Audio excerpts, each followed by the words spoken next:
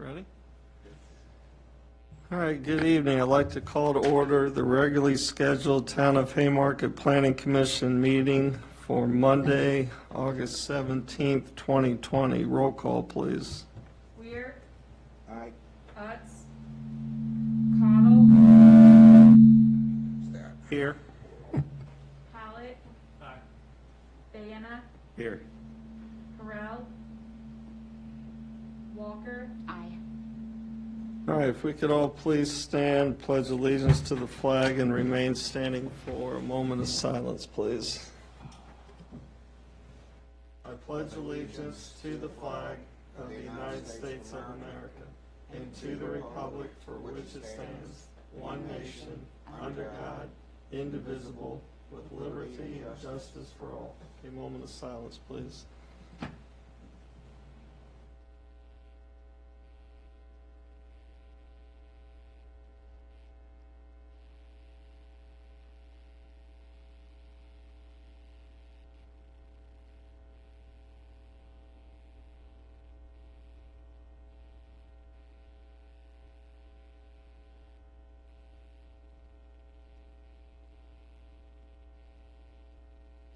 All right, thank you. You may be seated. Chairman,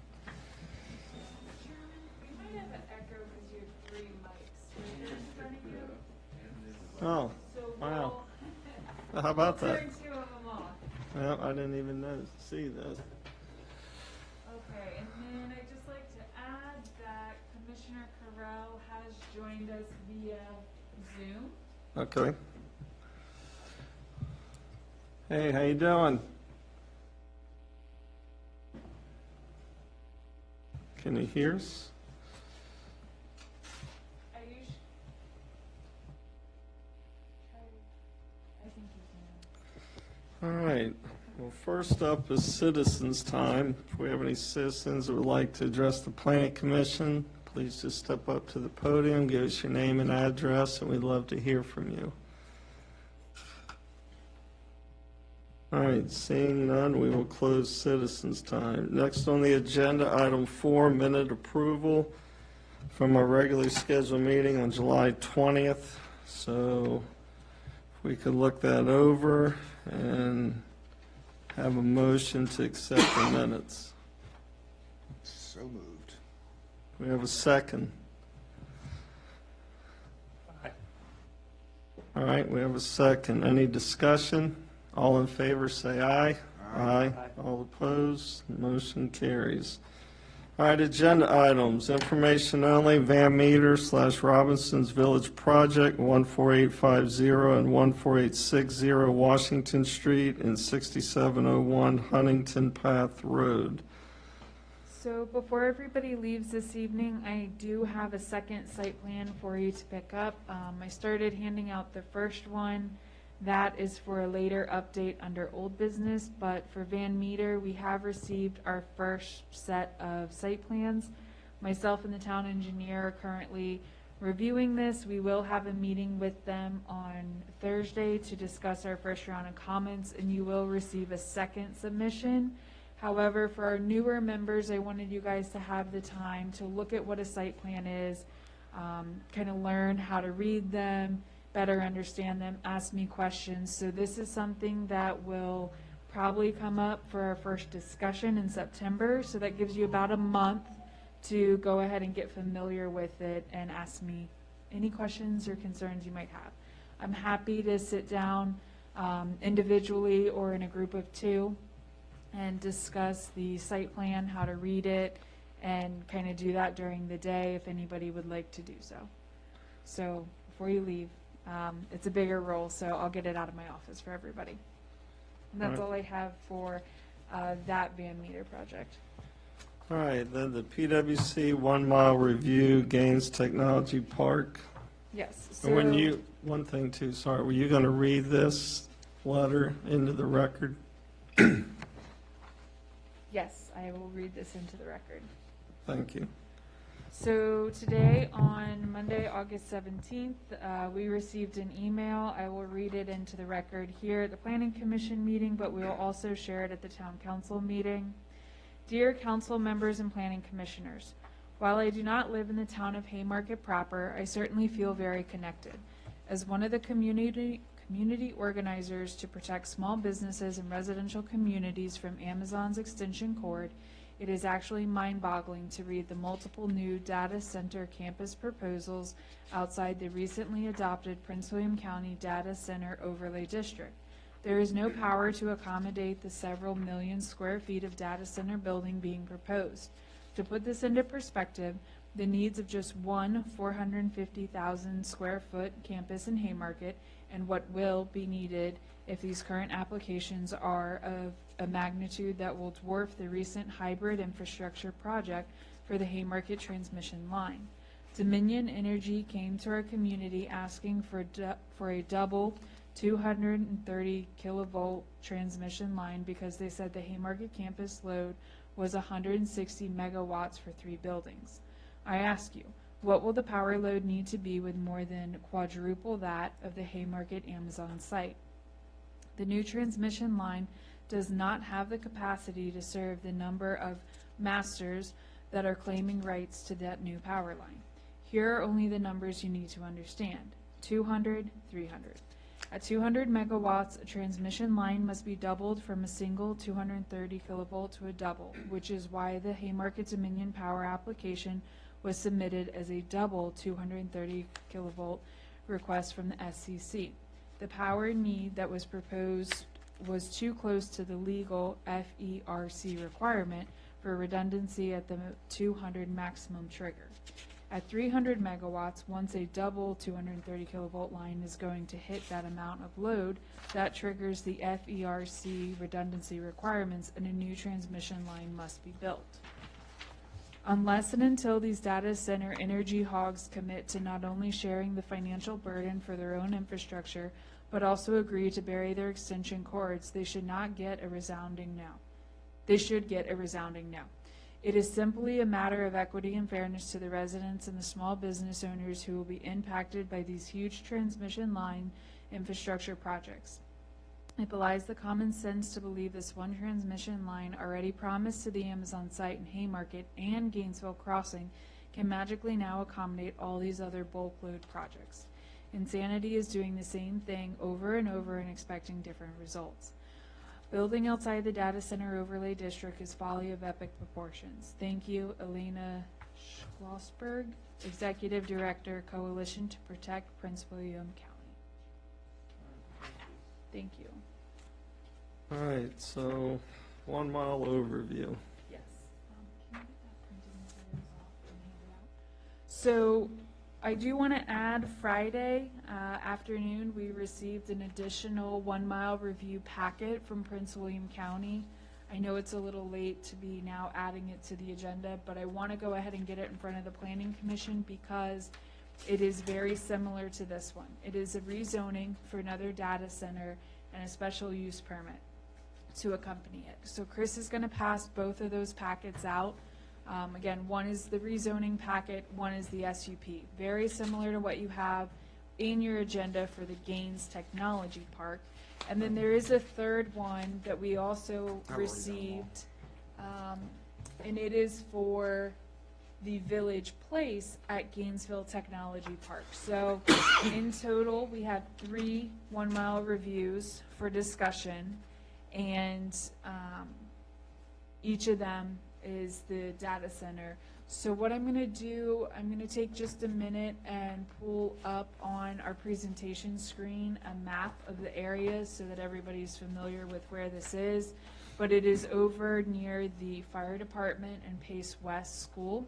So one of them would be located across the street, one would be located right up against the firehouse in Pace West, and then the other one would be located to the east of Cat Harpin, and it butts up to Davies Store Lane and the 29 area right there. So if you'll just give me 1 second.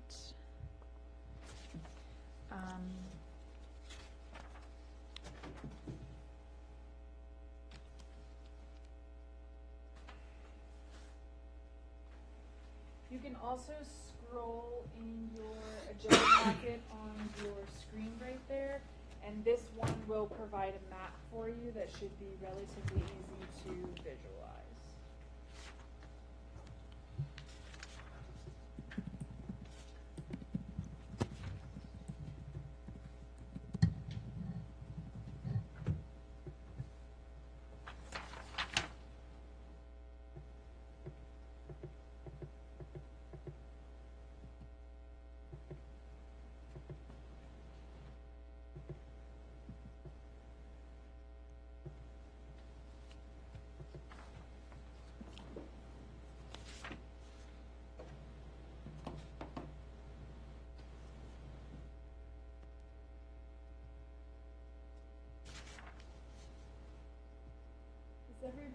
familiar with the proximity of this area to town?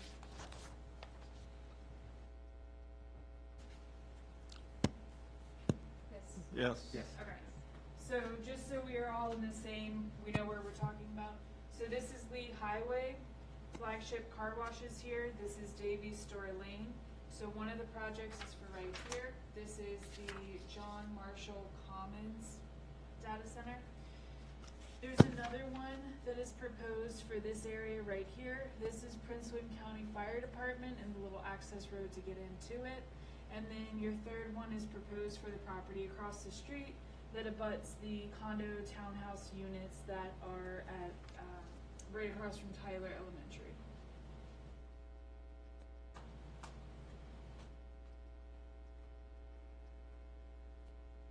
And if it is all right with you, Chairman, and Mr. Weir, I would like to ask for Mr. Weir to share some of his background on this project, Dominion Energy, and the data centers in general, as he is very familiar with the current and previous data center discussions with the town and One Mile reviews. If that's all right. I'll try to keep this short and simple, although it's neither. If you look at the applications as presented, we've got John Marshall Commons with 2 buildings comprising 232,000 square foot of data center, where they're maintaining, it's going to create a 210 megawatt load.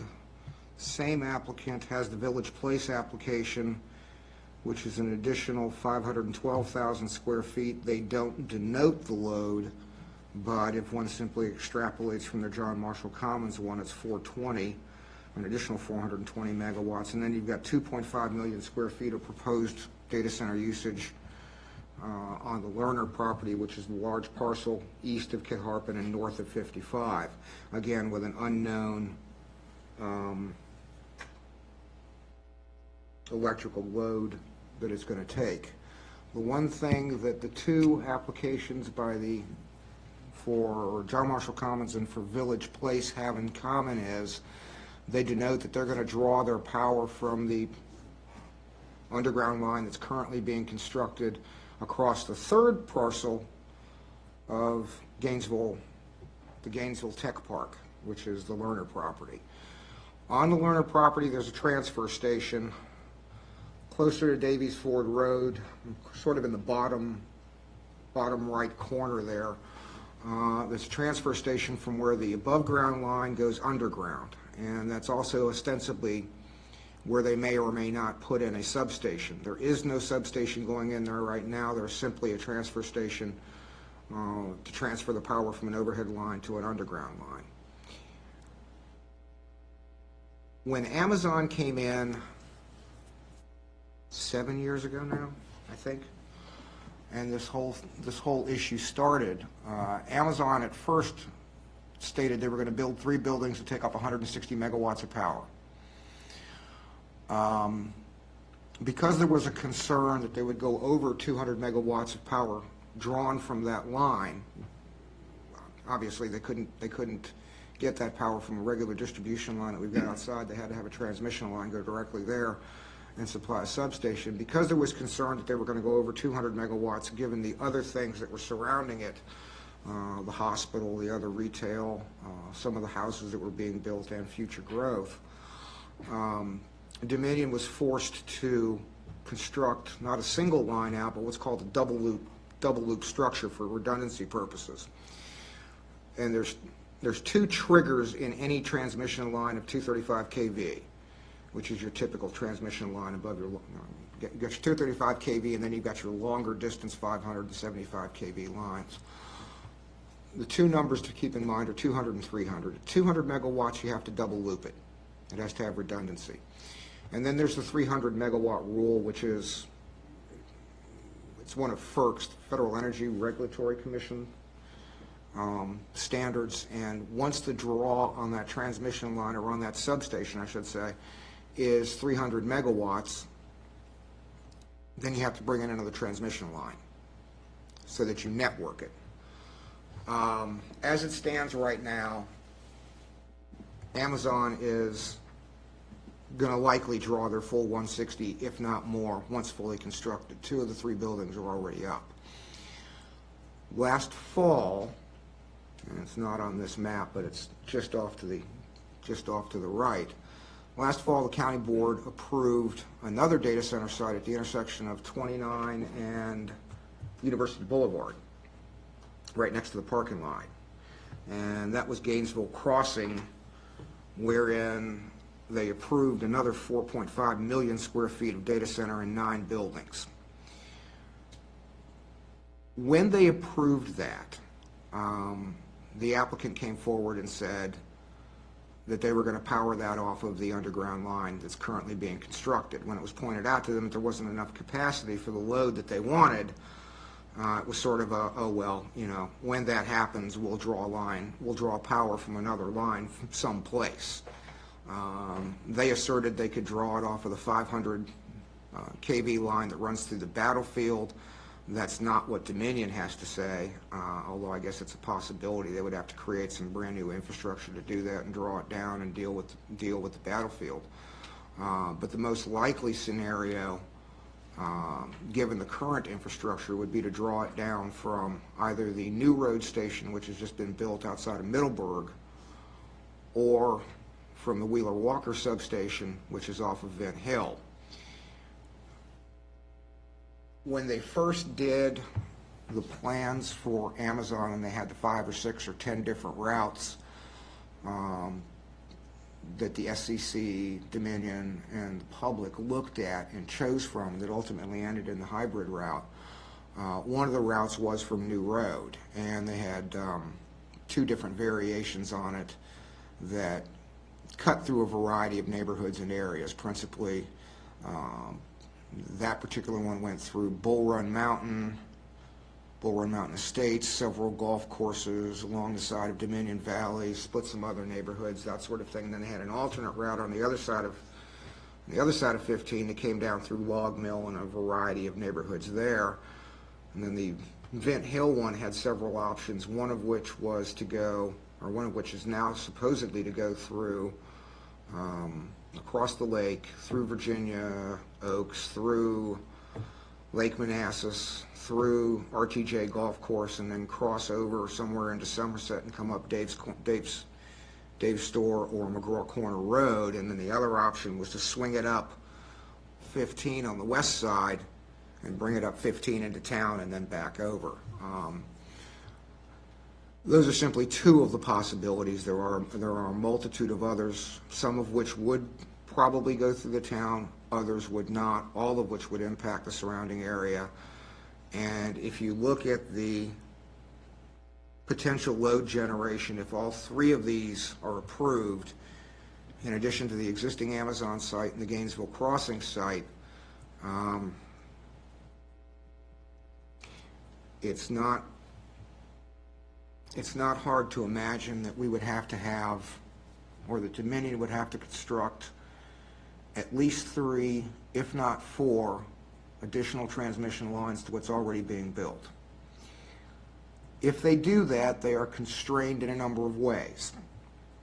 They're constrained by existing right-of-ways, they're constrained by historic districts, and ideally, if Dominion Power had their way, they would simply run them down 66 on top of the existing underground route. That is no longer an option because of legislation that was adopted last year that prevents any power line from being placed, any additional power line from being placed on top of that underground structure or in near proximity to it. So, what does this mean? If all of these are approved, and if all of them are built, this area of the county and the town will look like 608 in Loudoun County, if anybody's been there. It's nothing but crisscrossing 110-foot power structures and power lines. The community, and by the community I mean the town, the county, western Prince William County, a good chunk of Brentsville and Nokesville, went through a 4.5-year fight to get these lines buried simply for the Amazon site. I suspect a similar conflict, struggle, war, if you want to call it, will occur if any or all of these are approved by the county. As a result of the way that Amazon came about, I don't know if anybody in here is familiar with it, Amazon chose the location on 55 as a result of a rather secretive meeting between the then county economic development director and the county board chair in Seattle. And they placed that particular data center on a site that had no support for it. We can argue who was responsible, and it's been argued many times, and fingers of blame have been pointed this way and the other way, and everybody's at some point in time been touched by it. But as a result of what happened during that struggle, a couple of things changed in the county ordinances. There was a resolution by the board to adopt a zoning text amendment to make sure that this never happened again, or to try and ensure that it never happened again. And by that I mean placing a data center in an area without infrastructure. As a result, the data center overlay district was created, and the overlay district text was created, and the zoning ordinance was changed with respect to where data centers are a by right use. Prior to the change in the zoning ordinances, since 1988, data centers had been allowed anywhere and everywhere, regardless of district, and with a by right substation.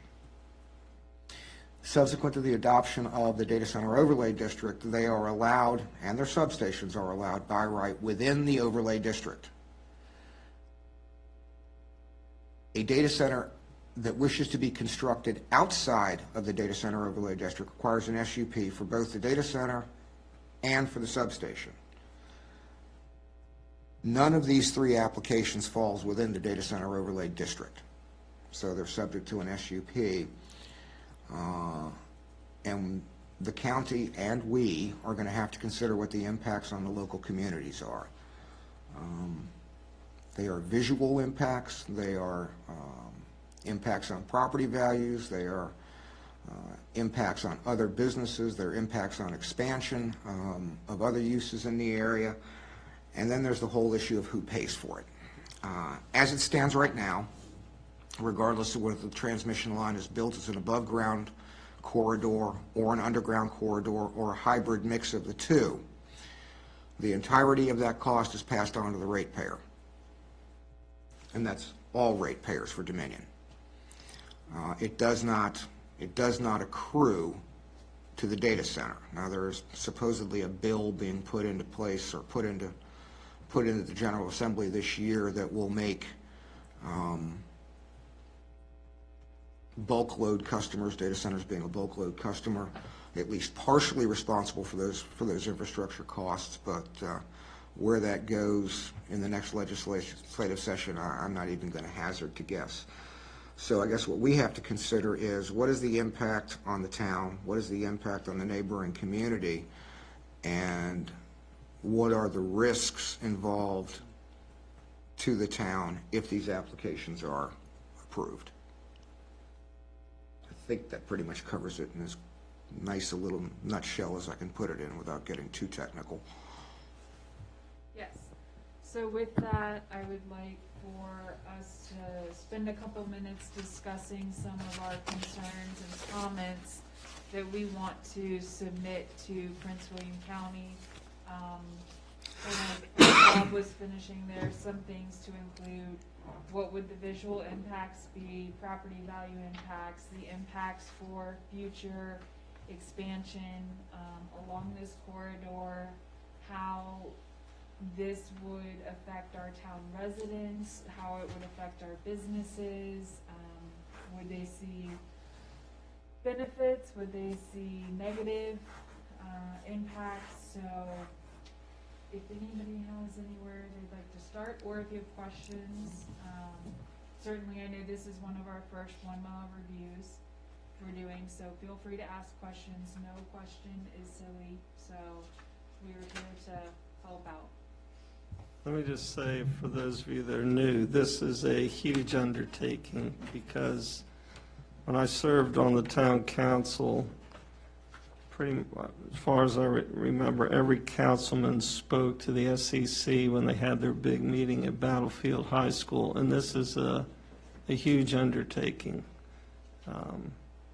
Those folks wield a lot of power because the original was 230 kilovolts to be all above ground, crisscrossing across the fairgrounds property, going up 55 west. And it was a royal fight to get it underground along 66. So we're just one little piece of the pie in this. So it's certainly worth the fight, but keep in mind, this is a 2, 3, 4, 5-year endeavor. Could be. Could be, unless the county denies the SUP, in which case it goes away. Correct. When's the vote for that? Months and months away. Okay. So typically what they'll do is they send us the very first draft. I get it in hard copy and electronic, and then they give me dates that comments are due by. So just for an example, the very first one, comments are due by the 19th. The next one, comments are due by the 31st. And then the latest one we got Friday is September 11th. So they try to give us a month to comment back. This just happens to be the meeting that we're all here together and can discuss it. Of course, I'll talk more about it with staff, as well as the chairman and Mr. Weir will talk about it and make sure that these are the comments we want to send off. When we fought this before, I mean, the three we've already mentioned, visual impacts, I mean, it goes without saying. Property values, anytime a 230 kilovolt line is anywhere near residential property, the property values plummet. And that's a nice way of saying it. And then there's a big thing on health concern. There's a lot of variance of opinion to what this does, but there is data to suggest that it has negative impacts on one's health. So, as I recall, Mr. Weir, you can correct me if I'm wrong, I know Mr. Passanello is in the audience, but those were the three big things we brought before the SCC before. And the historic overlay, I mean, which didn't carry a whole lot of weight per se. Actually, it actually carried more than the SEC, or more than Dominion Power would like to have you believe. In fact, what eventually forced them underground was a different manner of historic issues, specifically with the Carver Road community. Yeah, because originally it was supposed to go right down the railroad track, but they didn't have the right of way to do it. So thus it went north of 66 because they had, what, 3 proposed routes at the time. One was coming in from the west, one was coming in the railroad, and one was coming in 66. 3 original ones were the railroad route, which had environmental issues and some right-of-way issues with the county. Norfolk Southern was willing to let it do it. That was their preferred route because it was the cheapest one for them to build, or their ostensibly preferred one. I actually believe their preferred one was route number 2 of the original 3, which was along the north side of 66 and crossing the fairgrounds. And then the third option they had ran south of 66 but ran into some issues because of the townhouses. And when each one of those ran into a problem, that's when they threw up the other 5 to 7 routes, which were, see if I can remember them all, New Road, Western, Carver, Madison, not Madison Crescent, what's the other road down there? Not Carver.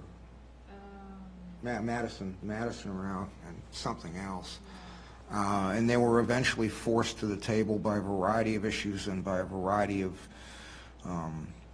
technical problems they ran into with county-owned rights-of-way. I mean, it's one of the things that stopped. They were had one route that was going to come right up of Old Carolina, and that got stopped at the intersection of Old Carolina and Somerset because the county owned a very narrow sliver of land that they couldn't get past. It's going to be an interesting fight if it comes to that. I think what we need to do, the difference between this circumstance and the circumstance back then was we were stuck with the power line because Amazon's data center was already approved. Nobody knew about it until it was done. It was essentially adopted, given as a by right use, and we were stuck with the power line whether we liked it or not. In fact, it actually came as somewhat of a surprise to many within the county. In this instance, we have the opportunity to stop the data center, which means there won't be the power line. Now, the question is a data center a bad thing? And the answer is probably not. I mean, I don't think anybody's going to put themselves out there and say that data centers are inherently a bad thing. I just think it's a matter of placing the data center in an area where it can be accommodated by the existing infrastructure, which is why the data center overlay district was drawn, because that actually incentivized them to place their data centers within that opportunity zone. But from what I understand, because of that opportunity zone, the prices for land have now gone up, so they're looking outside of the data center opportunity zone for cheaper land to do it on.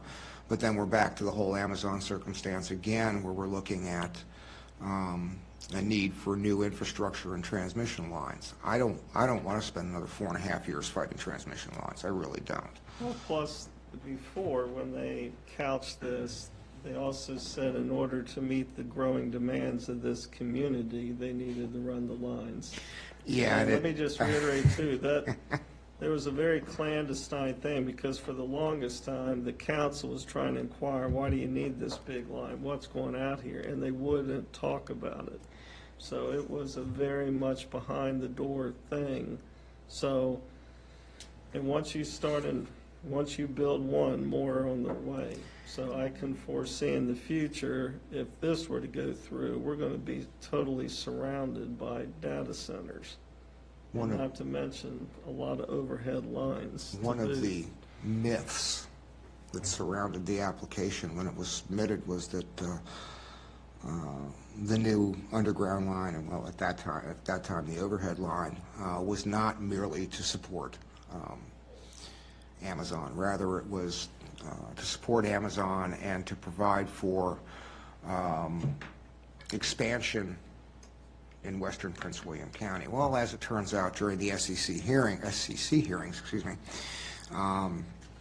that turned out to be a bit of an, well, let's just say it was a reach. By the time the SEC finished with the application, it had been deemed by their load engineers that 97% of the power was going to be sucked off the line once the substation was built, and that there would only be 3% left for expansion of the hospital or anything else. That number continues to ping pong around depending on who you talk to and depending on which applicant comes forward. What is clear is that the Gainesville Crossing application at 29 and University will subsume the rest of it. There is no doubt about that. And that became clear in the discussions that they had before both the County Planning Commission and the County Board. As a result of that particular application and the issues that it brought forward about data centers in western Prince William County, and that's before these applications were filed, Supervisor Canlin asked Dominion to come in and make a presentation, which they did. Well, they gave half of it about a month ago, and I unfortunately do not have the animated slides that they gave, but they did put out a PowerPoint that talked about the changing landscape and the changing demands of data centers. If you look at their presentation, one of the things they noted was that in 2019 they were connecting a data center facility every 2 weeks in the Commonwealth. Previous to recent years, their standard power, what they had factored as the standard power draw from a data center building was 20 to 30 megawatts per building. That has now changed.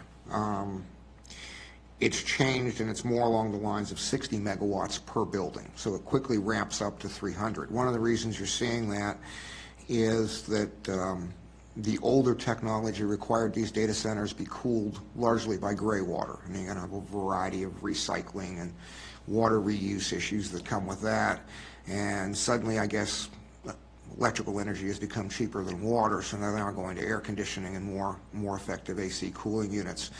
But as a result of doing that, although their water usage drops, their energy usage skyrockets. In looking at the 3 SUPs that are before the county right now and up for us to look at, I've noticed a couple of inconsistencies between the 3. While John Marshall Commons estimates what their megawatt draw is going to be, neither Village Place nor the Gainesville Tech Park does, and that's particularly concerning in the Gainesville Tech Park's case, since they're proposing to increase their FAR to 2.5 million square feet. They're actually asking to increase the usable square footage on that property from their currently allowed 1.132 million to 2.545 million. Now, the interesting thing about that particular SUP, and I've raised this issue before, is because they're making a considerable ask, they're actually proffering out other by right uses on the property if granted the approval. And they've got a list of them somewhere in the packet. So, I mean, it's not a proffer, it's actually a condition of the SUP. The other thing that I'm concerned about is each one of these applications is asking for a max building height of 70 feet. We're talking about 70-foot curtain wall buildings right next door to the, is that Village Place condos? Is that the name of it? Yeah, I can see if I can do street view. Yeah, but they're going to place those directly adjacent to and across the street from the existing condos that are pretty much right across the street from Tyler. They don't address the massing, they don't address the noise. I don't know if anybody's been near a data center, but they're not exactly the quietest places. They hum and buzz. I don't know what the reaction from those particular individuals are, but I'm guessing, I'm guessing that's what, 45 feet at the peak? Yeah, I was gonna say, Tyler, you have 1 to 2 story, and then over here, this is the community he was talking about. I would say 45 max at the peak. And the data center will be immediately to the left of that, right in that field right there. Right over here, with the other 2 being located in this area over here. Yeah, And you have 2 schools right there, Correct. correct. Case West and Tyler. So they're going to be surrounded by data centers, potentially. Everything down here as you go up towards Gainesville would be data centers, if approved.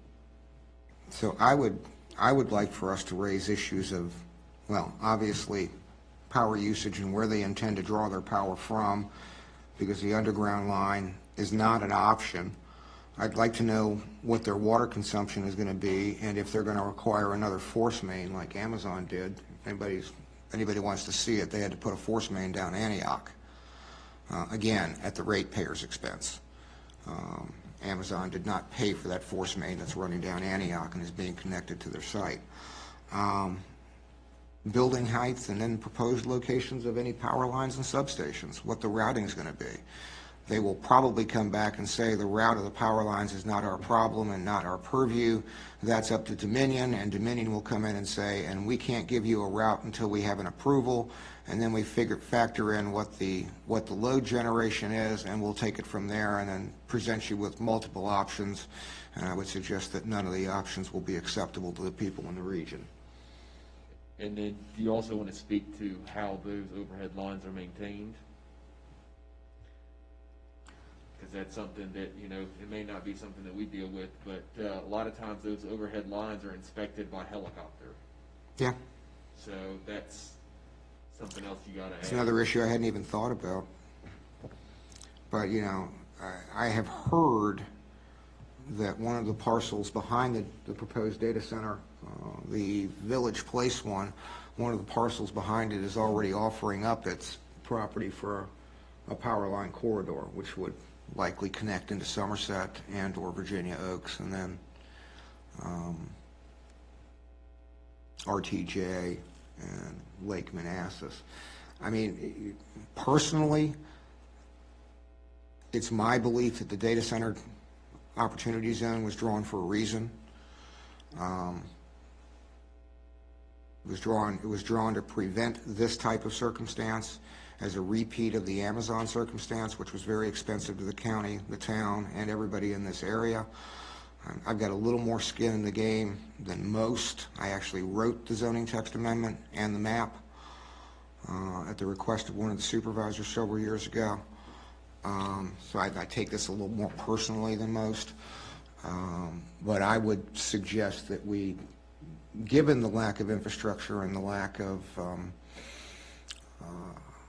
water and the lack of right-of-ways available to construct new transmission line routes, that we recommend the planning office issue a recommendation to deny the SUP on all three. Have you spoken to the Board of Supervisors at all, or any of their folks? I have not yet, no. Because I'd be very curious to what their take on this is. I can tell you, apart from two members, nobody else knows anything about him yet. They haven't been delivered the copies yet. And Well, they one kinda just have- got them today. They kind of have their hands full anyway, Yeah, they got it, yeah. but another thing too was the flight path of the helicopters going in and out of the hospital up here was another thing that, there was a whole host of things that helped to stop the overhead, and that was one of them. So I think safety's a big one.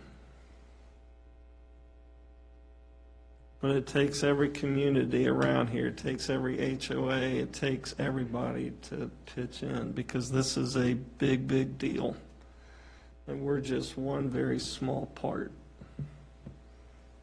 Although important, but we're a very small part. Do you have enough to go on? I do. I was going to say, I have a good list here of about 10 to 12 items we kind of discussed, so I can expand upon those and put them down and send them over. Yeah, any other commissioners have any thoughts? I want to give you a chance as you've sat there, because pretty much I'm assuming it's the first time most of you have heard of this or dealt with this. Sorry, just to chime in, one of the things is really for the three of you to take. Online? One of the things for you guys to take into consideration is basically the health, safety, and welfare of the residents of Haymarket. As long as that's kind of what you're thinking about, the health, safety, and welfare of the residents, those are the types of comments that we want to make sure that are brought to the attention so they can discuss it. That's something that's really within the purview, so we can discuss and bring that up.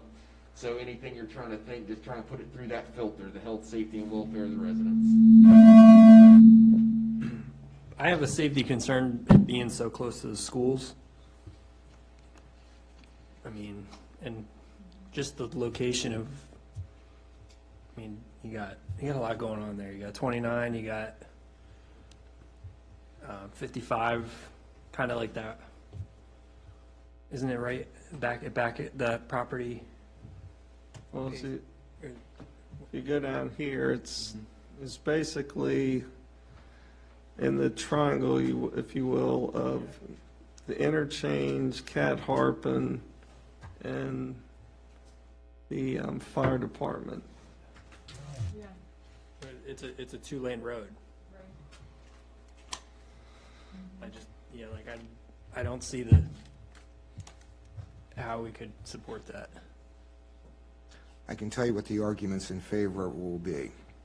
There are those that will come forward and say that it's an employment generator. Yeah, to a degree. Data centers generally employ quite a number of people to actually construct them, but once constructed, the actual number of employees that work at the site is a handful at best. It's principally security guards to secure the building and the servers inside, and then a handful of technicians, most of which aren't even there most of the time, on a shift basis going in to keep the servers running and fix cooling problems and that sort of thing. Everything else is administered off-site. The other plus, and this is actually a real plus, but it's sort of a negated one in Prince William County, are the taxes generated by the business personal property tax on the servers inside the building. Prince William County until this year had a tax rate on those servers of $1.25 a hundred on those units, which was a fraction of our nearest competing jurisdiction. For example, Loudoun County, I think, was taxing them at $5.50 a hundred. Other jurisdictions were in the 5 and the 4 and 4.5, that sort of range. So Prince William has literally been underwriting to data centers for, well, since they created that tax in 1988. The first time it's ever been adjusted was this year, and then they raised it up to $1.35 because nobody wanted to scare the data centers off. The theory at the time when they were discussing increasing the tax rate was that if we raise the tax rate to even half that of one of the neighboring jurisdictions, or 1/3, we'll scare the data centers away and they'll pack up and leave. Well, no, they're not. They're not going to take a $160 million building and leave it abandoned and go to another jurisdiction with 3 times the tax rate. That's silly. In fact, quite frankly, I've talked to a number of the data center operators and their representatives, and they sort of laugh at it all. You know, the data center personal property tax is the cost of doing business. It's baked into their figures. So if Prince William's cheaper, they're just, all it's doing is increasing their bottom line. They honestly don't care. It's a rounding error in their books at the end of the day. So that being said, since we are so low on our rate, it's not quite the economic revenue generator that it is in other jurisdictions. So I don't know. I mean, we've seen expansive growth in the county along the 234 corridor in the last 3 years, and they're building some more. In fact, there's another application for a very large project off of Wellington that's actually within the data center opportunity zone. But those are the arguments you're going to hear: employment and taxes. All right, any other comments? I think we've sufficiently. All right, let's move on, please. Let's go to new business. So I do not have any new business. The only thing I had was just to get everybody to grab the Robinson's Village site plan. I do have some old business updates though. Hear me a little better. For those of you who have not yet picked up the updated generalized development plan for QBE, I have that over here. So before you guys leave, I'll get you a copy of that as well. So QBE dropped this off today. I'll be honest, I have not had time yet today to review it, so I will be doing that this week along with our town engineer, and we will discuss if these updates have started to address the comments that we had previously. I will be in touch with the Planning Commission on our next steps forward for this project. Again, for our newer members, please, feel free to ask any questions you have for that project. I'm happy to catch everybody up on it or walk you through some of the items. With that, I wanted to also give an update. This is a newer one. For the old BB&T building here in town, Dr. Moon is proceeding forward. So we had previously worked on approving a site plan for them. So they're now in the bonding phase with the town and pulling building permits. So that site will be worked on in the very near future. The Haymarket Hotel, we had a meeting with them 2 weeks back, and they are projecting a September 15th or the week of start date for construction. We are still awaiting all of our bonding documents for that before we issue the grading permit, so that too will be coming up soon in case your neighbors ask you about it. We are still working on our Jefferson Street improvement project. We did hit a little bit of a delay. We need to move the the gas line. We need to have it relocated. It is in the way of one of our stormwater structures, so we're working on getting that completed. We have received an agreement, so that should start moving again in the next week or two, and we should be wrapping that up, I would say, by mid-September timeframe.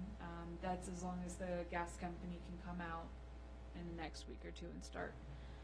And Crossroads Village, they will be attending the ARB meeting on Wednesday night with a potential tenant for one of their spaces. So they are looking at bringing in a grocer, and they're going to come talk to the ARB about some design ideas and see if it's something that could fit within the town. This is a by right use. If this goes through, we will probably be looking at a site plan amendment to what they previously had approved, but I'll keep you guys updated on that. Right now, it's just in discussion. All right, any questions? We have to dispose of QBE at the next meeting. That is correct. Okay. Just want to make sure I got the time frame right. Yes, that will be for the SUP. They did submit the amended proffer application, so that will be republic noticed and held at the September meeting for a new public hearing. So the public hearing will be at our next meeting, For the proffer amendment. and that'll be what date for everybody?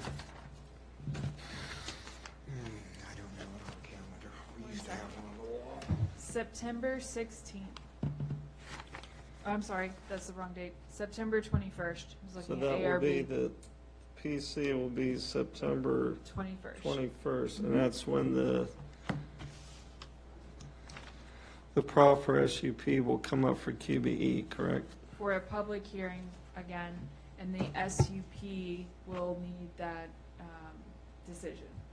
Okay, but the proffer amendment itself, the clock resets because of the resubmission of the proffer, correct?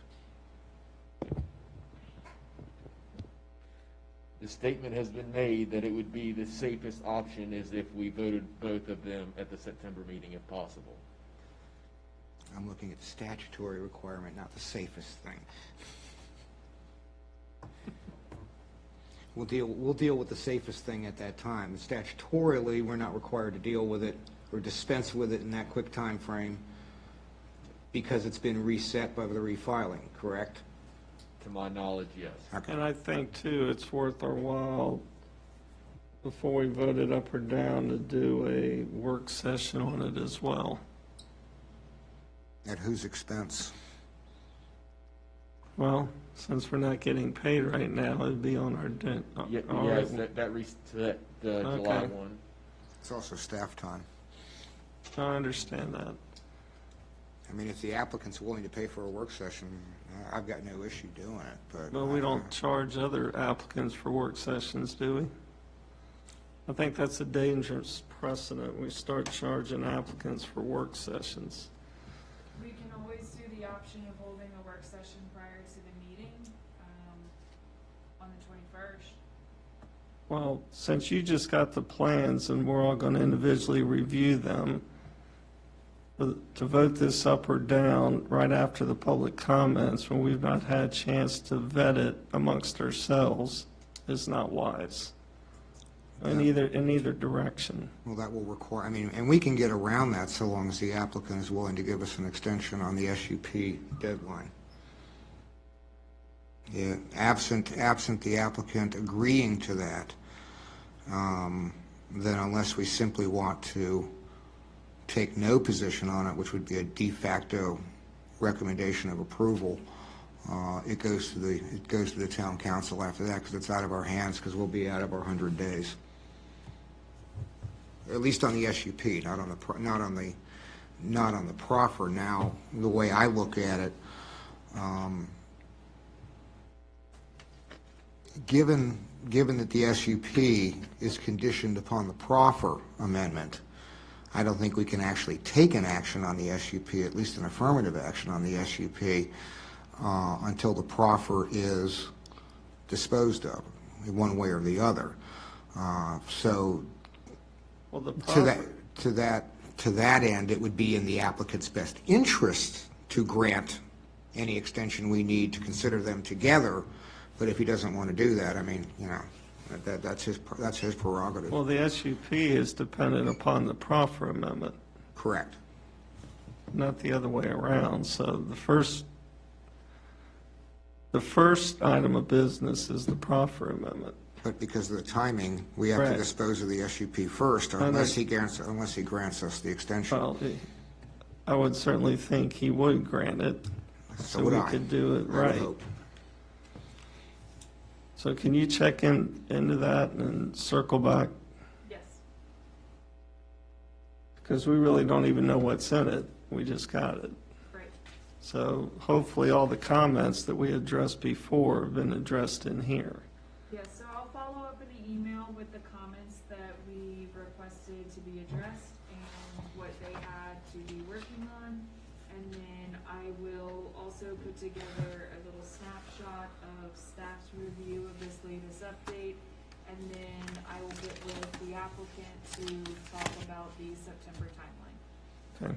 Do we have the amended proffers?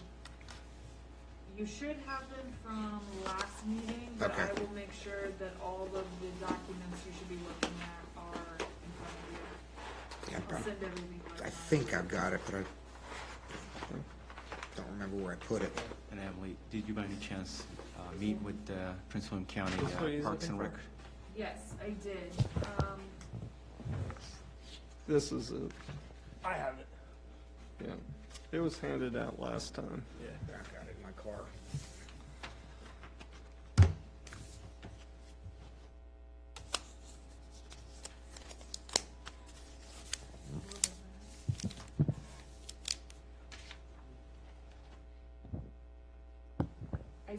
I did speak with Prince William County Parks and Rec. The basis of our conversation was simply to just figure out, do they still wish to have space in the town, near the town, around the town, and if the fields were still being utilized. So we just had a very simple, generic question of, are these fields being used, and do you see yourselves here in the future? And they did answer yes to both of those. So it was just a quick, simple conversation with Seth, with Prince William County at the time. So as more things come up, we told them we'd keep them in the loop and vice versa, and that's kind of where we left everything.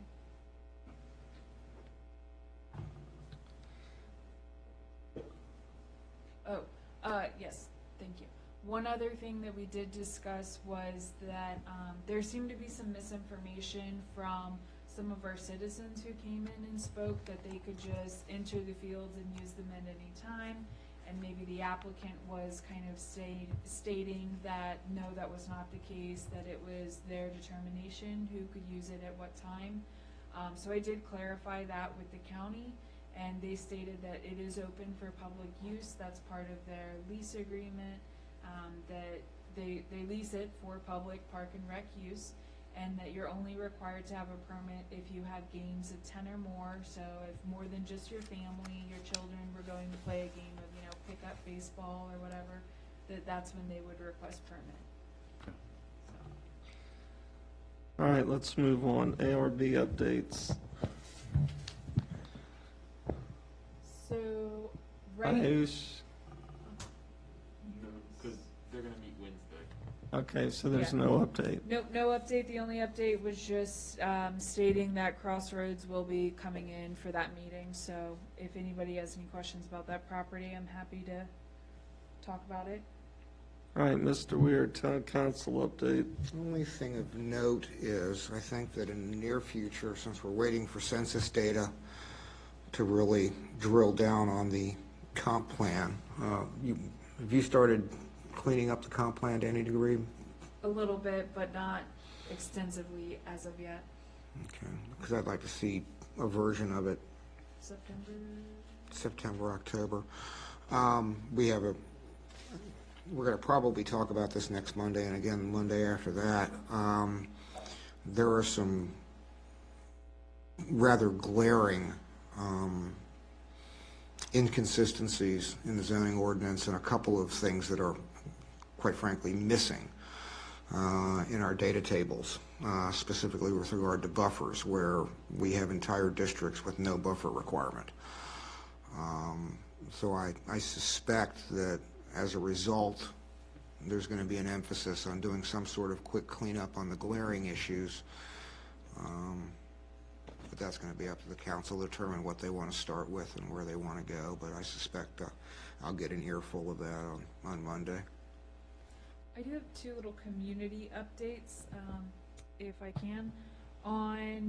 At our last meeting for council, Haymarket Coffee was approved to go into the town museum and help us facilitate a public-private partnership there. So this will allow us to open our museum space back up every Saturday and Sunday. So they will be doing what will be a soft opening this coming Sunday, and then a grand opening the 29th. Also on the 29th at 10, and then again at 10:30, we're going to start a community cleanup with Keep Prince William Beautiful. We are going to do staggered smaller groups. You're asked to just wear a mask, but we hope anybody who can come and bring some friends, some neighbors. We're going to start at the museum, and we're going to have groups go all different directions in town and really focus on cleaning up our sidewalks and some of our side streets. So that'll be the 29th at 10, or come at 10:30. You will be dispersed from there in small groups. Yes, Mr. Weir. It just occurred to me, I just realized what that blasting notice was. Oh, Are we going to put out some sort of Yes. warning? yes, thank you. So today, Mr. Weir forwarded an email about a pre-blasting that is going to occur. So right outside of town, on the other side of QBE, what was formerly known as John Marshall Commons Development, now renamed as Robinson Manor. They have a lot of different names going on, so it gets confusing sometimes. They will start doing blasting. They are expecting that it would start in the next 2 or so weeks. They did contact the close nearby homes to go ahead and let them know, but we'll also put something on our website. We'll probably do a text alert.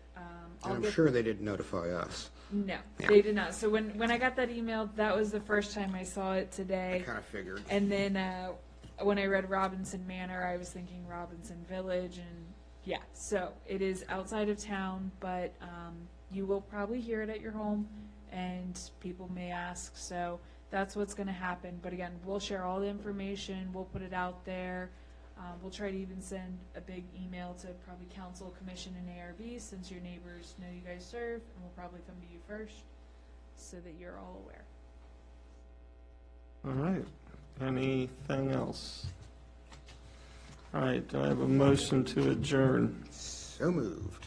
Have a second? All in favor, say aye. Aye. All right, thank you. Was it 2 weeks ago they're going to start? Jackie, They welcome. said Roughly 2 weeks. Oh, yeah, so hit stop, and then it's gonna confirm a stop again. Drop down, computer.